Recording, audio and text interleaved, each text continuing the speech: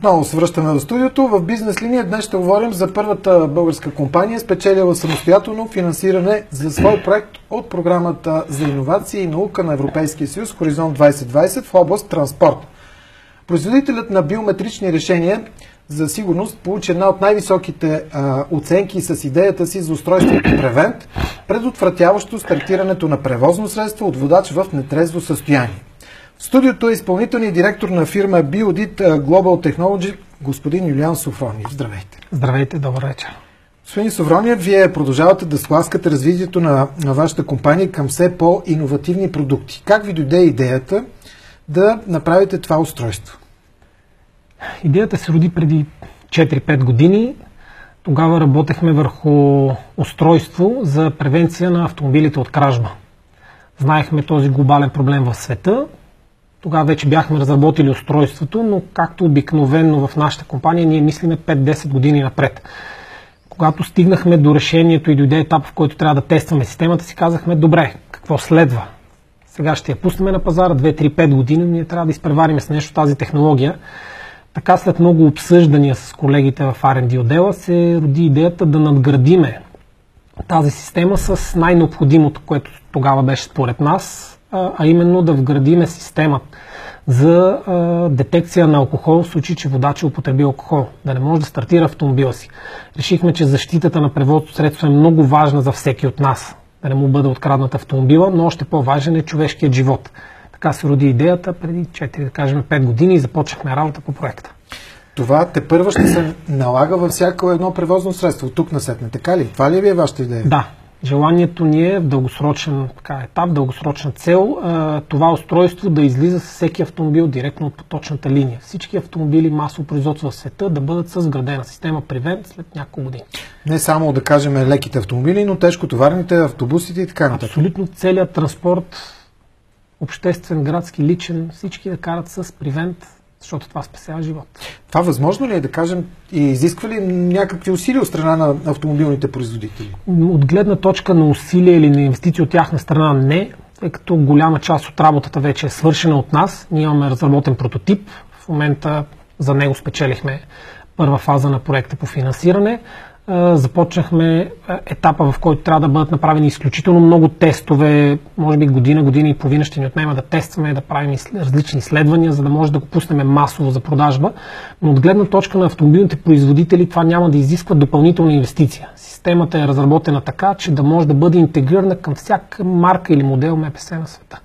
Добре, това като се внедри, малко гледаме в бъдещето, 3-4 години напред. Според вас ще спаднат ли катастрофите, причинени от водачи в нетрезво състояние? Нашите изчисления показват, че около 80 до 90% ще спаднат катастрофите в случай, когато водач е карал, употребил алкохол, което спрямо миналата година означава да спасиме 25 000 човешки живота в Европа. Добре, аз като един българин ще ви задам въпроса, така да изложим устройството. Запавам колата, примерно съм в трезво състояние, пътувам, не загасвам колата, отивам и си пивам. После има ли възможност да му усети това устройство? Да, има различни функционалности в системата. В случай, когато, да кажем, двигателът е стартиран, при отваряне на колата да иска повторна идентификация, при тръгване на колата да иска повторна идентификация, т.е. може да сложим няколко допълнителни контроли, така че да не може да бъде излъгана системата. Трябва да ви попитам как един изцяло български продукт печели европейско финансиране, защото знаем, че там конкуренцията е силна, особено в тази програма 2020. Да, конкуренцията не е само силна, тя е огромна. Да. За този кол, за който кандидатствахме ние, са кандидатствали над 5000 компании от Европа. Ние сме една от малкото спечелили финансиране, така че как се постига с много работа. С много работа на екипа, с много работа на нашите партньори и консултанти, с които работихме през последните 6 месеца и резултата е на лице. От тук насетне, както казахме, конкуренцията, освен при финансирането, трябва да се преборите с нея в световен мащаб, защото, да кажем, в нашия български пазар почти няма такава. Нали? Но когато излезете на световния пазар, нещата са съвсем различни. Хубавото е, че към настоящия момент, както системата Prevent, така и първоначалната идея за защита на колите CarSec нямат аналог в света. Към настоящия момент CarSec, системата ни за защита на колите от кражба, е 2 години подред обявява за най-силната система за защита срещу кражба. Тези с биометричните данни. Няма друга втора с биометрични данни. Така че ние сме единствени и това ни помага да комерциализираме бързо на пазара. По отношение на Prevent има една единствена компания, която ни е известна и която сме успяли да проучим последните 4-5 години, американска, която се опитва да направи нещо подобно. Те го разработваха за голями машини, където има механизация. Отне им около 4 години, похарчени над 45 милиона долара и на този етап нямат все още надежден продукт. Имат една голяма кутия, колкото почти банкомат, за да прави тества и така нататък, но всъщност нямат работещо решение. Затова вярваме, че на този етап сме първите и ако успеем да свършим работата до край, наистина няма да имаме конкуренция. Приятно е за да го чуя. На времето си спомняте какво пееше Тодор Колев, кога ще ги стигнем американците, май сме ги задминали вече. В някои неща ги изпреварваме. Надявам се да продължиме с това темпо. Тук идва въпроса, че за да успеем да тичаме толкова бързо, както до сега, за това са нужни пари. Както казах, те са инвестирали 45 милиона.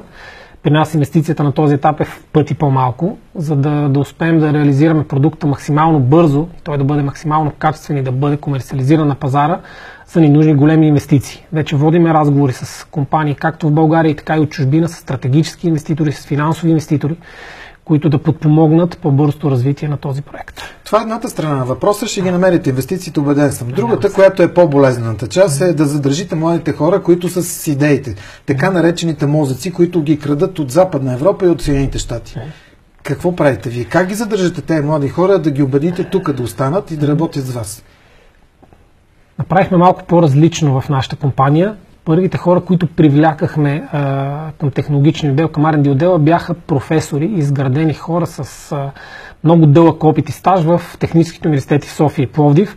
Благодарение на тях успяхме да привлечем в последствие втората вълна по-млади хора, специалисти, които са били или тяхни студенти, или тяхни кадри в университета. Това ни партньорство с университетите много ни помогна по отношение подбора на кадри. Имаме страхотен екип в момента. Трябва да си признае, че ние изпитваме затруднения да намираме хора. В момента имаме 10 на 12 отворени позиции и е много трудно да ги попълниме. Голяма част от тях са в сферата на R&D-то. Правиме всичко възможно. Като казвам всичко възможно, ясно, че не може да се конкурираме с заплатите на западните компании, не може да се конкурираме с бонуси, които дават те, но търсиме нещо различно, показваме на тези хора, че правиме нещо значимо, че те може да бъдат част от това значимо нещо и ако един ден компанията е успешна, всички ние ще споделим заедно този успех. Може ли тези млади хора, които в момента са отишли да учат в чужбина, в Западна Европа, айде в Щатите, дет се казва, по-трудно може да ги върнете обратно, защото там мащабите са съвсем различни. Вие казвате само за един прототип като банкомат 45 милиона, пък представям си, ако правят нещо повече, какви средства ще се отделят. Но да кажем тези млади момчета и момичета, които са отишли да учат в Западна Европа, да ги примамите точно с това. Ето, ние сме по-добри от американците. В момента имаме такава идея, дори разговаряхме с HR компании, които да ни помогнат в този подбор, буквално да намериме български таланти, учещи в момента в чужбина, завършили или скоро завършили, които да може да привлечем да се върнат в България. Само по работата на Prevent, както казаха, ни нужни 10 на 12 нови специалисти и наистина ще се радваме, ако успеем да намерим част от тези специалисти в чужбина, българи, разбира се, млади българи, които да имат желание да се развият, които да имат желание да живеят в България, да правят нещо смислено в България. Ако успеем, ще бъде страхотно. А това, което се случва тук с идеята за София Тех Парка? София Тех Парк, ние имахме идея да влеземе там, за съжаление, както стана печално едно писмо на един колега пред няколко месеца, ние се отказахме малко преди това. Той каза всичко, което имаше да се казва, няма да се повтарям, но наистина една прекрасна идея, за съжаление, разбита от бюрокрацията и от чиновниците, които го управляват. Ние бяхме една от компаниите, които беше наело офис там, с идеята, че ние ще се развиваме там, че ще се помага на компанията, но всъщност, освен да ни се пречи, нищо друго не се случи. За съжаление, според мен тази идея поне следващите 2-3 години няма да заработи. Визирам София Тех. А тези нововъзникващи компании, стартъпи, които в момента никнат като гъби, българите явно са хора с идеи, но всичките от тях ли са, струват ли се изобщо или така? Не. Имам поглед върху голяма част от тях. За съжаление, тази мода, която излезе през последните 10 години в България да се създават стартиращи компании, благодарение на това, че се появиха няколко фонда, опериращи, инвестиращи, както европейски средства, така и лични частни инвестиции, подпомогнаха през този период израстването на някаква мини екосистема от стартъпи. В момента, според мен, играе лоша шега. Всеки втори млад човек реши да прави стартъп. Голяма част от тях не разбират какво е стартъп, не разбират какво стои за тази идея, какво изисква, за да постигнеш тази идея, да я реализираш. И най-важното, те смятат, че всяка идея, чули по телевизията или почели в интернет, без никакъв практически опит или предприемачески, могат да стартират компания, да станат новият Зукербърг. Аз ще им отговоря, не може. Изключително е трудно. Аз реално стартирах първия си стартъп технологичен на 38 години, с 18 години опит имах преди това в бизнеса. Затова са нужни много пари, каквито в България трудно се намират. Фондовете, които казах, подпомагаха стартъп екосистемата, в момента вече не разполагат с толкова много средства, т.е. ограничени са за инвестиране в нови компании, което практически обрича всички тези млади хора в момента да успеят. Последен въпрос в нашия разговор. Някои хора, пък те не са малко у нас, пък и по света, все повече се страхува, че човек става зависим от технологиите. Как го виждате това, развитието на нашето бъдеще следващите 5-10 години? Да отворите малко завесите нагоре. Ще кажа как го виждам аз. Според мен това е неизбежен процес. Ние не можем да избягаме от еволюцията. Със сигурност така си мислили хората преди 100 години или преди 50, когато са навлизали телефона, телевизията, камерите, видеозаснемането, и те си мислили, тези нови неща са проблем за нас. Ние не правим изключение, ние се притесняваме от това, че всеки ден вече сме следени, контролирани, че имейлите ни, цялата ни кореспонденция са някъде и някой разполага с тях. Видяхме всички миналата седмица какво разписа новия американски президент от 4, ако не се лъжа, 6 декември. Цялата информация, която минава през интернет доставчиците, става достъпна на тях и може да я ползват и да я продават за каквото си пожелаят, без да изискват разрешение от никой. Разбира се, не смятам, че това е правилно, но и не вярвам, че хората биха могли да спрат този процес. Благодаря ви за това участие, господин Софрониев. Желая ви успех. И когато тези изпитания, за които вие говорите, са вече факт и вече сте в едно сериозно производство на устройството, ще ви поканя отново да ни кажете. Може пък до тогава, може пък до тогава и някой друга идея да види бял свят. Имаме нови идеи, ще ги споделяме винаги с вас. Добре, благодаря ви още един път. Беше ми приятно. Това беше днешната бизнес линия. Довиждане до следващия път.